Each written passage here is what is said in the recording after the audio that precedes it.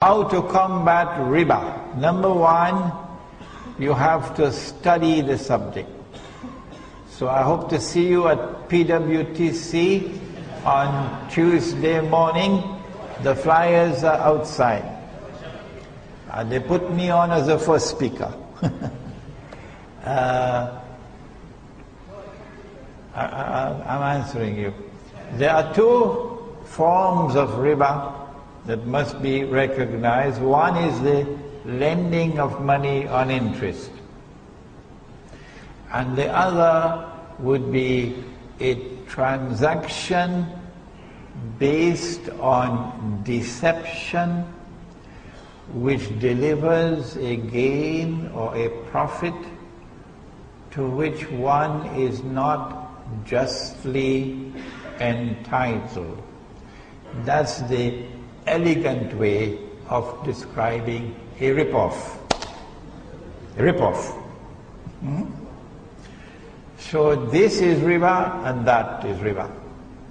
The greatest rip-off that has ever occurred in human history is the rip-off of the monetary system that we now have, of bogus and fraudulent and utterly haram paper currencies and the electronic currency which is now taking over from the paper currency.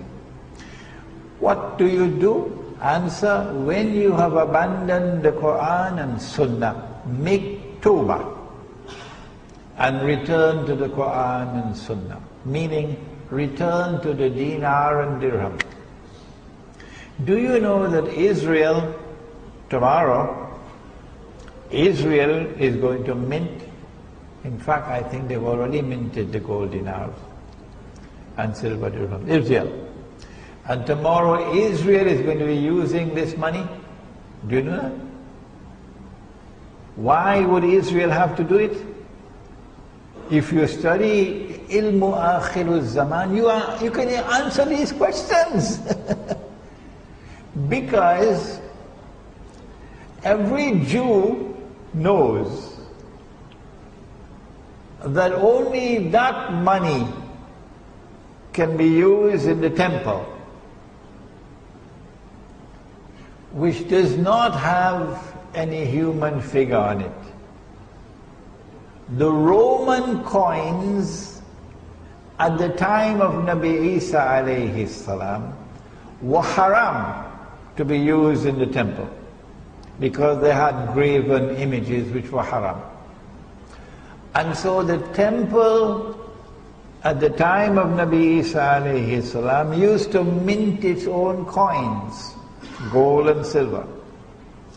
And when the people came to the temple, if they wanted an animal to be zabiha, sacrificed, you got to pay for it. And nobody could sacrifice the animal except the rabbi. So therefore the temple got some revenue. So you had to pay the temple. And you had to pay the temple in this money which was halal, not that money which was haram. So when Dajjal stands up in Jerusalem tomorrow, and he has not brought back that halal money, no Jew will accept him as the Messiah. Which is why I believe that Israel has already minted her gold coins and silver coins, so that these can be introduced before Dajjal makes his appearance. So that's the first thing you can do. Bring back the gold dinar and silver dirham as money. Can you do it in downtown KLCC? I'm not stopping you. You want to try, go ahead.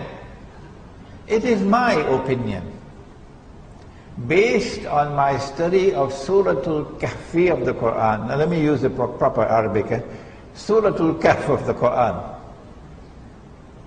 That the only place that you can bring back the dinar and dirham as money in the market is in the remote countryside. And in those micro markets, we will not accept your paper money. No. Insofar as money being lent on interest is concerned, make tawbah. if you have borrowed money on interest to buy your car or to buy your house, make tawbah. Because if you die with that riba, there is no way you can enter into Jannah. Why? Because the curse of the Prophet is upon you. Get out of that riba. Sell the car, sell the house, pay the bank. When you try to do that, then you'll know what kind of snake there is in the bank. Yeah. And make tawbah and never again borrow or lend money on interest.